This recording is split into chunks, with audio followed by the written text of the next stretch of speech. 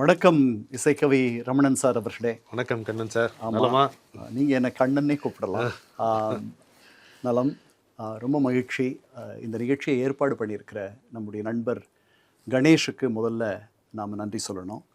அடுத்ததாக அவருடைய நேயர்கள், எஃப்எம்சிஜி டிவி நேயர்களுக்கு இந்த மாதிரி ஒரு நிகழ்ச்சியை தருவதற்கு அவர் முனைஞ்சதற்கும் அவருக்கு நம்முடைய 2 பேருடைய நன்றியையும் நேயர்களுக்கு வாழ்த்துக்களையும் வணக்கங்களையும் தெரிவித்துக் கொள்கிறோம். எஃப்எம்சிஜி நேயர்களுக்கு மனமார்ந்த வாழ்த்துகள். நலமே விளைக நமக்கு. அவர் கணேஷ்ஜியை பற்றி சொன்னார்.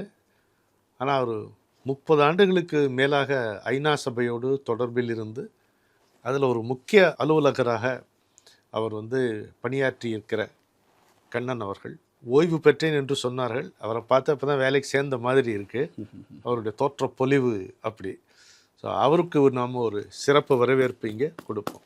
அவர் தன்னுடைய நேரத்தை நமக்காக ஒதுக்கி ஒரு ஆங்கிலத்திலும் தமிழிலும் மிக அற்புதமாக பேசக்கூடியவர், அறிஞர்.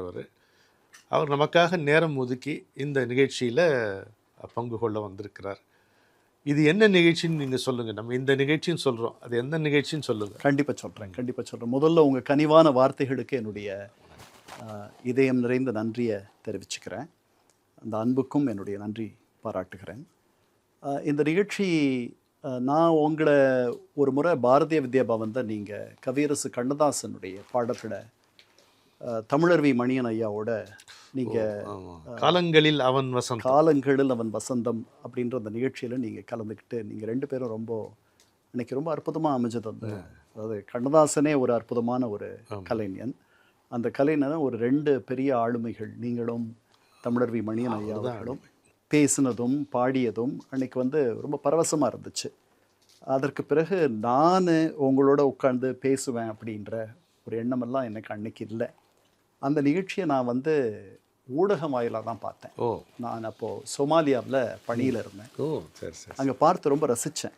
எனக்கு கிடைக்கிற ஓய்வு நேரங்களில் அந்த ஆப்பிரிக்க கண்டத்தில் இந்த தாய் தமிழகத்தோடு இணைஞ்சிருக்கிறதுக்கு அந்த நிகழ்ச்சியெல்லாம் ஒரு பெரிய தூண்டுதலாகும். ரொம்ப மகிழ்ச்சி. அதோட கவியரசருடைய காந்த சக்தியை பார்க்குறேன்.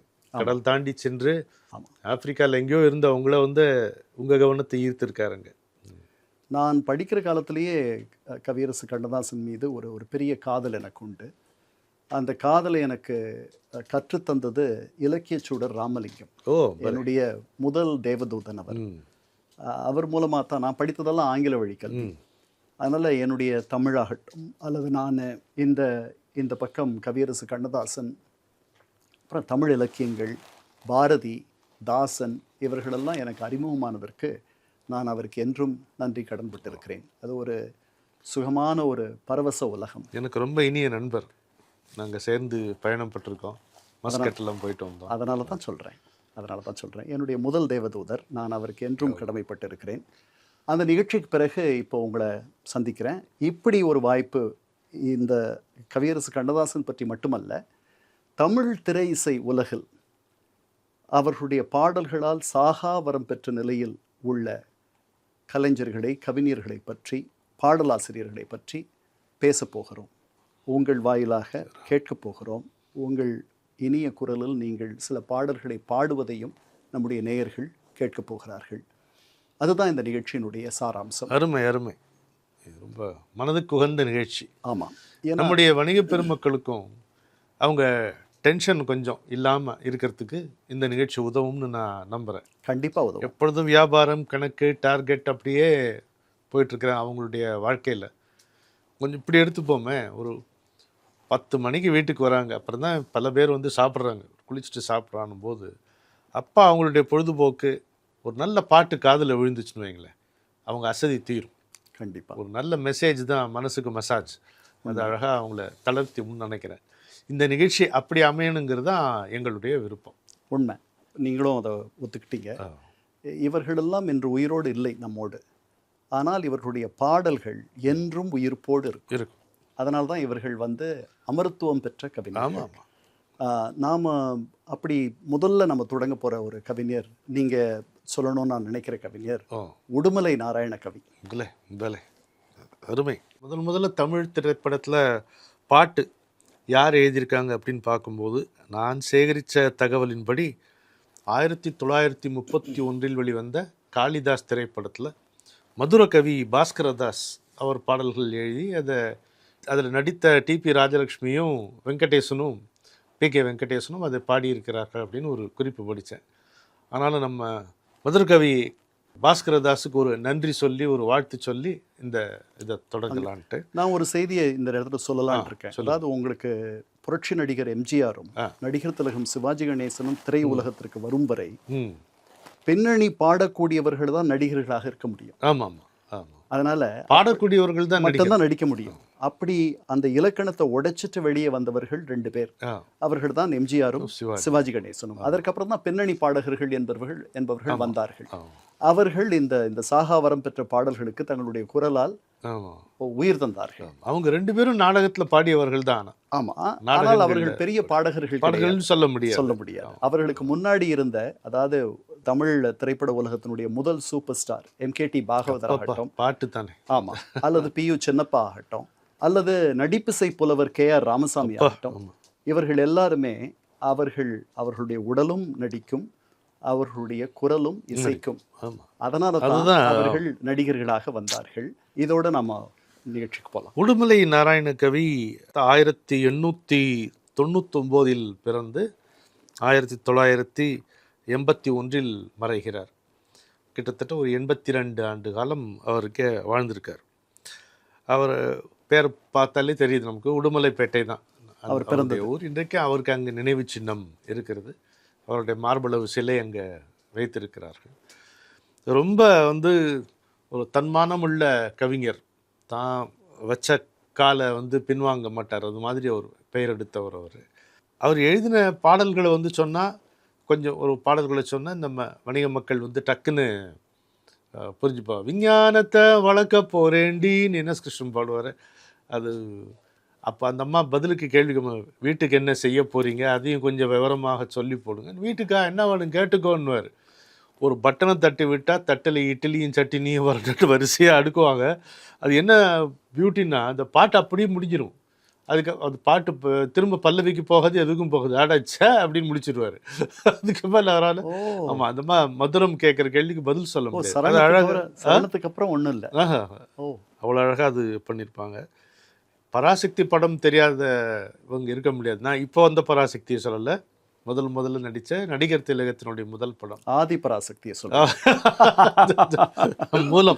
மூலமான பராசக்தி.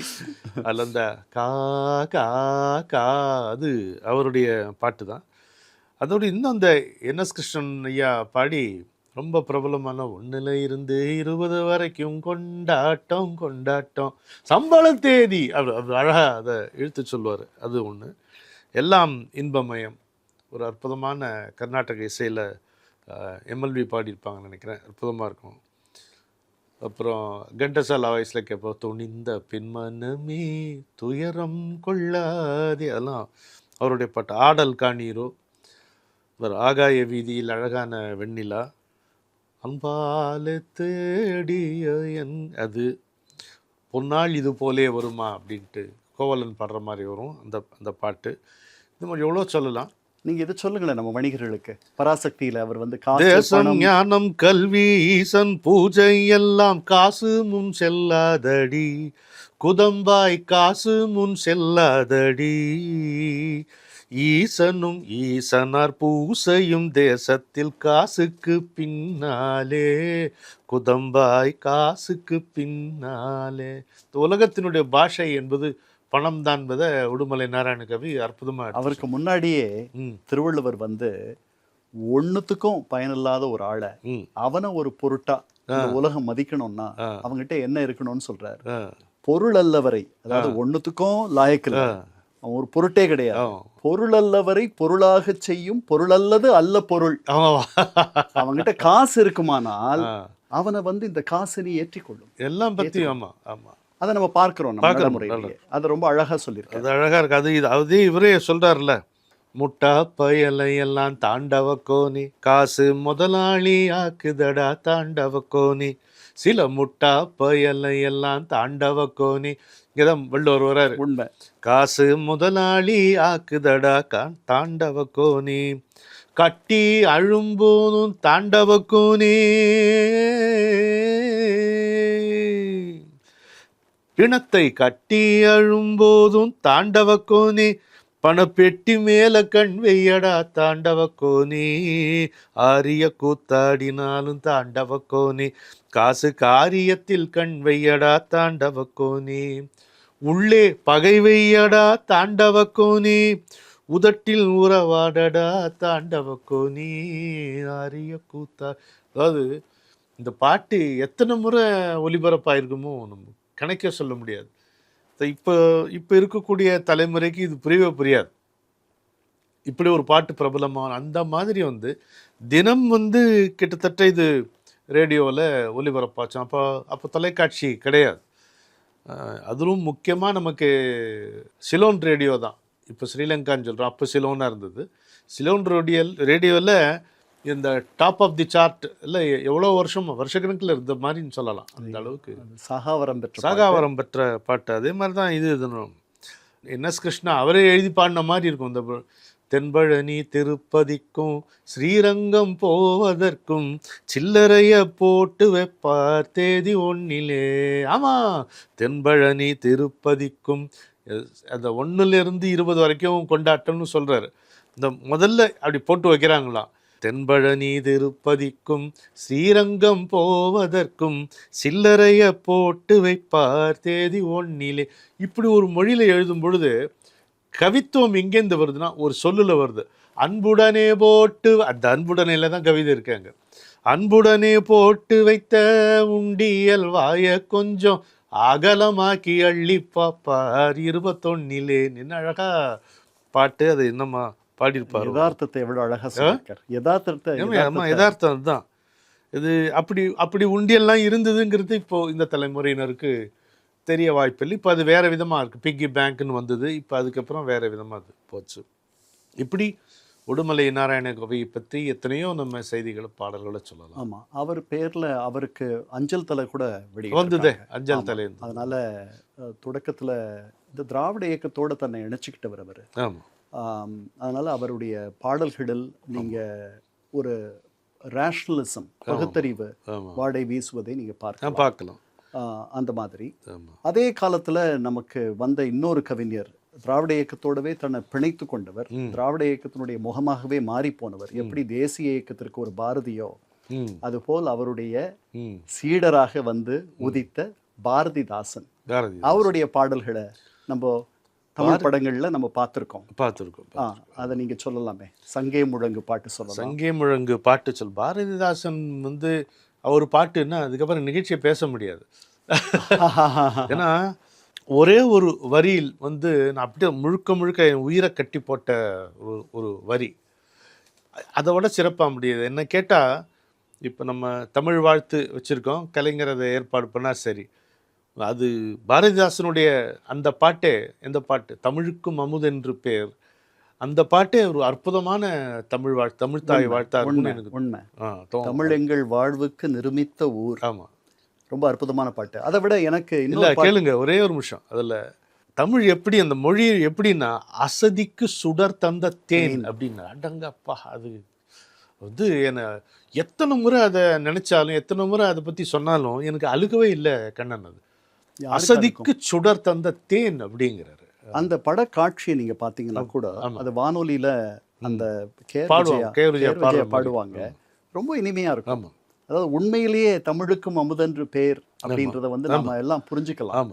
அவ்வளவு, அதாவது யாமிருந்த மொழிகளிலே தமிழ் மொழி போல் இனிதாவது எங்கும் காணோம் அப்படின்னு சொன்ன பாரதிக்கு அடுத்ததாக வந்த தாசன், அவருடைய தாசன் இப்படி எழுதியிருக்கார். இன்னொரு பாட்டு நீங்க உங்களுக்கு நல்லா தெரிஞ்ச பாட்டு, ஓரிரவுல வந்த பாட்டு, துன்பம் நேர்கையில் யாழெடுத்து நீ எந்த சேர்க்க மாட்டாய். அதை சொல்லுங்க, அதை பாடுங்களேன். துன்பம் நேர்கையில் யாழெடுத்து நீ இன்பம் சேர்க்க மாட்டாயா. அது எமக்கு இன்பம் சேர்க்க மாட்டாயா, நல்லன்பிலா நெஞ்சில் தமிழில் பாடி நீ அன்பிலா நெஞ்சில் தமிழில் பாடி நீ அல்லல் நீக்க மாட்டாயா அன்பே அல்லல் நீக்க மாட்டாயா. அந்த இடம்தான் அற்புதம் அப்படின்னு. ரொம்ப அற்புதமான பாட்டு. அந்த பாட்டுல வந்து அடுத்த வரி வந்து அறமிதன்றுமே மரமிதன்றுமே யாம் அருகிலாத போது தமிழ் இறைவனாரின் திருக்குறளிலே ஒரு சொல் இயம்பி காட்ட மாட்டாயா அப்படின்ட்டு ரொம்ப ரொம்ப அற்புதமா இருக்கும். அதை வந்து பாரதியுடைய மனைவி செல்லம்மாள் பாரதி அவர்கள் மறையும் பொழுது அந்த பாடலை கேட்டு அதோட அவர்கள் மறைந்தார்கள் அப்படின்ட்டு ஒரு செய்தி உண்டு. அது எவ்வளவு தூரம் அவங்க செல்லம்மா பாரதியை சந்திச்சு நெடுஞ்சான் கடையா விழுந்து வணங்கி அவங்களுடைய முதிய காலத்தில் திருச்சிக்கு அவங்க வந்திருக்காங்கன்னு தெரிஞ்சு இன்னொருத்தர் கூட போய் ஒரு வணங்கி இந்த அம்மாவுக்கு புடவை எடுத்து கொடுத்து இது பண்ணுறாரு, எப்படிப்பா இருக்கல அவங்களும் கேட்டுக்கிறாங்க. அப்போ அது வந்து அவர் சார்ந்திருந்த இயக்கத்துக்கு அது முரணானது அப்படின்னு சொல்லிட்டு எப்படி நீங்கள் அவங்கள வணங்கலான்னு அட போடா, அதுக்கு என்ன தெரியுமா பதில் சொன்னாரா, அது பிரிண்டில் இல்லை, எங்கள் ஐயருடைய திருமேனியை முழுமையாக பார்த்தது அந்த அம்மா தான்டா அப்படின்னு, உங்களுக்கு என்ன தெரியும் அப்படின்னாரா. அதாவது பாரதி தாசன் அப்படிங்கிறது வேற யாரையுமே நீங்கள் நினச்சி கூட பார்க்க முடியாது. அந்த அளவுக்கு தன்னுடைய உயிர் போகிற வரைக்கும் அவர் வந்து பாரதியாருடைய தாசனாக இருந்தார். இது ஒன்று.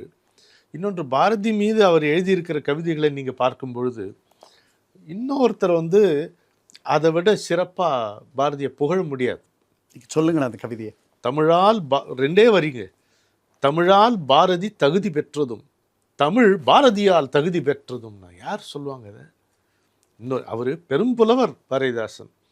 அவர் தான் அது வந்து அப்படி வியந்து சொல்ல முடியும் இல்லையா? சிந்துக்கு தந்தை, ஆமாம், கவிதை குயில் குவிக்கும் கவிதை பாட வந்த மரபன், புதிய அறம் பாட வந்த அறிஞன், நாட்டில் படரும் சாதி படைக்கும் மருந்து, மண்டும் மதங்கள் அண்டா நெருப்பவன், அயலார் எதிர்ப்புக்கு அணையா விளக்கவன், என்னென்று சொல்வேன் என்னென்று சொல்வேன், தமிழால் பாரதி தகுதி பெற்றதும் தமிழ் பாரதியால் தகுதி பெற்றதும். இதை விட சிறப்பாக பாரதியை யாரும் புகழ்ந்து விட முடியாது. உண்மை உண்மை உண்மை. திரைப்படங்களுக்கு திருப்பி போனோம்னா, புதியதோர் உலகம் செய்வோம், கெட்ட போரிடும் உலகத்தை வேறொரு சாய்ப்போம், அந்த பாட்டு அவர் தான். ஆமாம், அது அவர்கள். அதே மாதிரி இது பின்னால வந்தது, எம்ஜிஆர் படத்துல வரும், சித்திர சோலைகளே உம்மை நன்கு திருத்த இப்பாரினிலே, முன்னர் எத்தனை தோழர்கள் ரத்தம் சோரிந்தனரோ உங்கள் வேரினிலே உங்கள் வேரினிலே. என்ன அழகான பாட்டு. சித்திரச்சோலைகளே உம்மை நன்கு திருத்த இப்பாரினிலே, முன்னர் எத்தனை தோழர்கள் ரத்தம் சொரிந்தனரோ உங்கள் வேரினிலே. இப்போது நாம் உட்காந்து ஒரு சாப்பாடு சாப்பிட்றோம், இல்லை ஒரு பொருளை வாங்கி வைக்கிறோம், நமக்கு வேண்டியதை, இல்லை ஒரு நல்ல சூழலை அனுபவிக்கிறோம். இதற்கு காரணமாக எத்தனை வணிகர்கள் நீங்கள் இருக்கீங்க இல்லையா? அதை யோசிச்சு பாருங்க. அவங்களுடைய கடுமையான உழைப்பு, நம்ம காசு கொடுத்துறதுனால அந்த உழைப்பினுடைய மதிப்பு போயிடாது, அதுக்கு அது ஈடாகாது. இப்போ பாரதிதாசன் அதைத்தான் உங்களை பற்றி தான் பாடுறாருன்னு எனக்கு தோணும். தொழிலாளர்களை பற்றி பாடுறாரு. ஸோ நாங்கள் அனுபவிக்கக்கூடிய எந்த நலமும் நீங்கள் கொடுத்தது, உங்கள் உழைப்பு கொடுத்தது. அதை இந்த நேரத்தில் கண்ணன் நீங்கள் வந்து நினைவுபடுத்திமைக்கு உங்களுக்கு நன்றி. மேலும் தொடர்ந்து நம்முடைய காலம் சென்ற தமிழ் திரைப்பட கவிஞர்களை பற்றி நாம் சிந்திப்போம், விரிவாக சிந்திப்போம்.